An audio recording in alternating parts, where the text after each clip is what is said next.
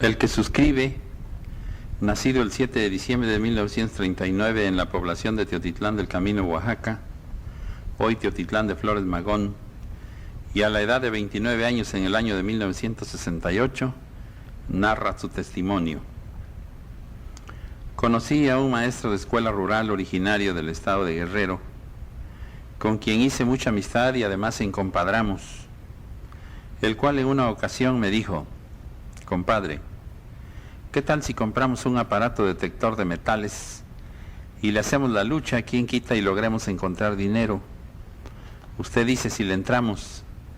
Ya ve usted que don Marquitos conoce muchos lugares que dice tienen dinero enterrado y está dispuesto a llevarnos y enseñarnos esos sitios. ¿Cómo la ve? A lo cual contesté sin titubeos: pues adelante, compadre, vamos a México por el aparato y al ataque.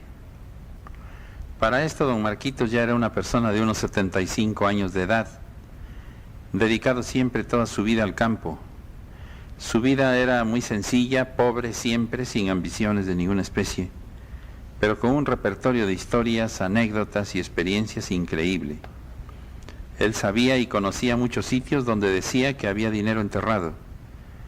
Al preguntarle cómo conocía y aseguraba que lo había, decía: porque en años pretéritos me hablaron los muertos para entregarme esos entierros, y en más de 2 veces se me apareció el diablo para darme esos tesoros.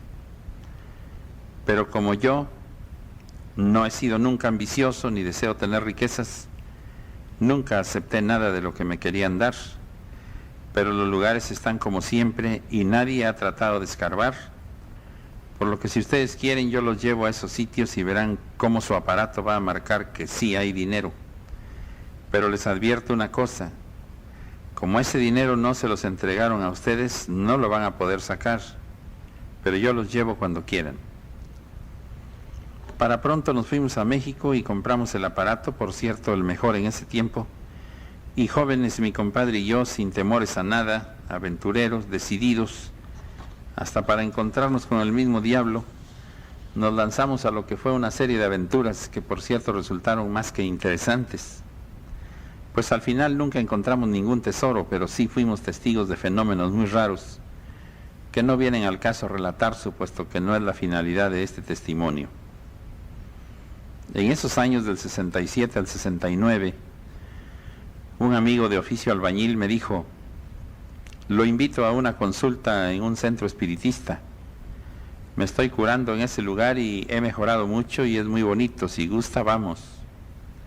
Pues me interesó mucho más por la curiosidad que por temor, ya que todo esto se ha rodeado de historias un tanto absurdas, y eso de hablar con un muerto, y más cuando uno no sabe nada de lo que es un muerto, no deja de tener sus emociones el solo pensar en ello.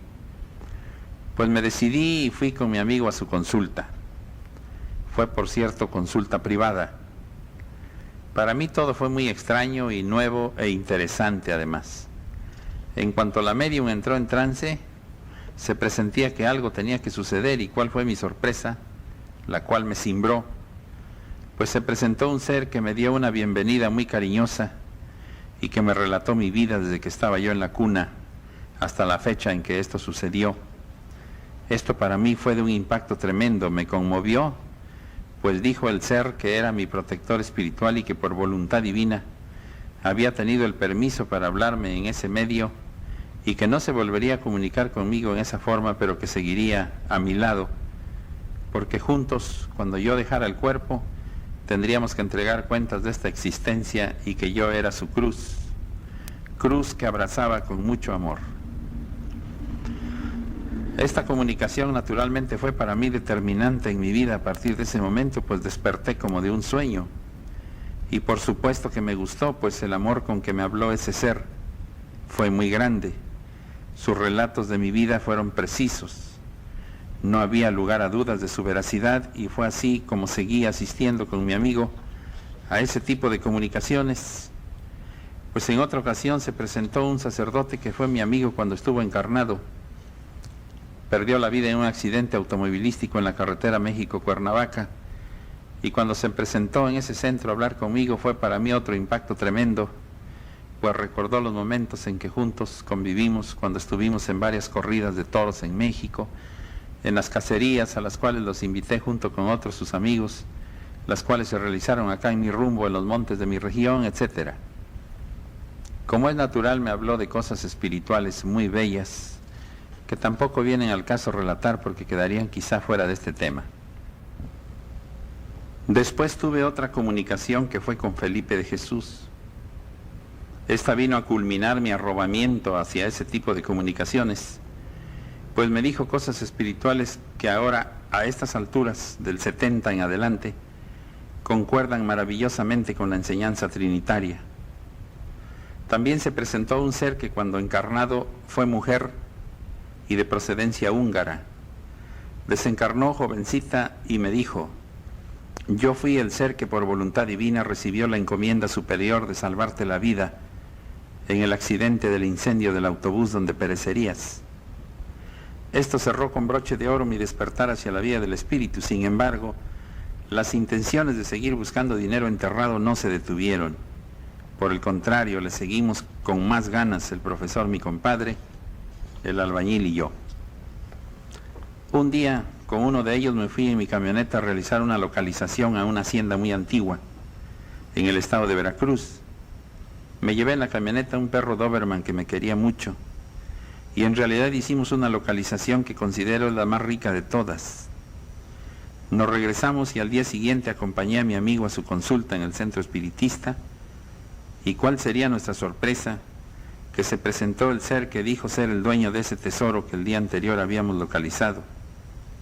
Nos puso lavados y tendidos, nos trató de unos muertos de hambre, nos insultó, nos maldijo, nos amenazó, nos sentenció, etcétera, etcétera.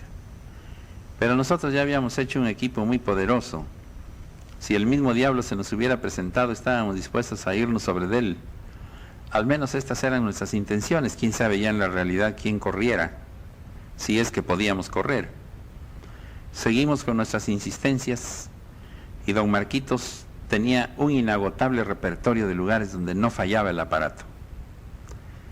Para esto yo empecé a tratar a través del espiritismo de hablar con esos muertos, pues necesitábamos hacer con ellos algunos tratos, supuesto que esos tesoros ya no los podían disfrutar. Pues decía mi compadre, bueno, si ellos ya no pueden disfrutar de ese dinero, pues que den chance y vamos nosotros. Y con esta finalidad nos lanzamos a visitar muchos centros espiritistas para, como dicen los políticos, dialogar y llegar a un convenio, lo cual nunca sucedió. El ser que al principio nos insultó y nos maldijo se volvió a presentar otras 3 veces ya con miras de llegar a un arreglo. Total, visitamos muchas gentes relacionadas al espiritismo, promesas, engaños, vueltas y más vueltas, hasta que platicando con una persona me dijo: mira, necesitas ir con una medium buena, te voy a recomendar una, vete a Tehuacán, llegas a donde se juntan las 2 vías del ferrocarril, la que viene de Esperanza y la que viene de Puebla. En ese ángulo de las 2 vías buscas o preguntas dónde vive la señora Enriqueta Villalobos. Ella es medium y le pides una consulta, esa sí es buena. Acto seguido me lancé en busca de la medium buena. Llegué al lugar, pregunté en una casa, no supieron, pregunté en otra, tampoco, y así me fui preguntando, hasta que una señora me dijo: yo la conozco, que vaya a mi niñita y le enseñe la casa que está como a 2 calles. Me llevó la niñita, llegamos a la puerta y me dijo la nena: aquí es, entre usted, yo ya me voy. Una puerta de madera, un pasillo con piso de tierra, angosto, al fondo un pequeño tanque de agua, un pequeño corredor, todo muy sencillo, un viejecito de larga barba, sentado con un bastón. Salía una señora que había ido a comprar carbón. Saludé al señor, me saludó muy atento y me dijo que qué deseaba, a lo que contesté al grano: vengo en busca de la señora Enriqueta Villalobos. Me dice: ¿qué se le ofrece? Es mi esposa. Le digo: me dicen que ella me puede dar una consulta, quiero hablar con unos muertos. El señor se sorprendió, se sonrió con una risa más compasiva que burlesca y me dijo: mire usted, mi esposa fue medium, pero desde el año de 1950 ya no se prestó nunca para ese tipo de comunicaciones, porque el Señor así lo ordenó. Mi señora está enferma, está en silla de ruedas, pase usted, se la voy a presentar. Entré en una recámara y me encontré con Enriqueta Villalobos, en silla de ruedas. Muy cariñosa, me saludó, me hicieron que me sentara, empezamos a platicar. Como se dice vulgarmente, les solté el rollo de mis aventuras. Y el señor, que resultó ser el hermano José Espidio, me empezó a explicar algunas cosas de lo espiritual y me dijo: venga usted. Me pasó a su salita, una mesita de centro muy sencilla en la sala, y allí en medio de la mesita estaban 12 libros, el libro de la vida verdadera. Y me dijo: gracias a Dios que lo condujo donde está, el verdadero tesoro que usted busca es este. Llévese el tomo 1 y léalo. Espero que el Señor lo ilumine. Al momento de abrir el tomo 1 y leer algunos párrafos en forma salteada, sentí una identificación tan grande hacia el libro que transformó mi vida, y después de ser un buscador de tesoros enterrados, encontré el tesoro más grande, el amor de Dios. Este es mi testimonio. Para todos mis hermanos que lo lean o escuchen, sé que mueve a risa todo al principio, pero soy honesto y es la verdad. Quiero dejar asentado el nombre de mi compadre, el maestro de escuelas rurales, a quien hace más de 20 años no he vuelto a ver, Proceso Gutiérrez Meneses. Si alguna vez lee este testimonio, recordará nuestras aventuras, y él también tiene los 12 libros. Aprovecho también a aclarar por qué tuve la dicha de gozar de comunicaciones tan bellas después del año 50. Para esto remito a mi hermano lector o escucha al tomo 6, Enseñanza 146, párrafo 18. Con toda mi verdad, D.C.G.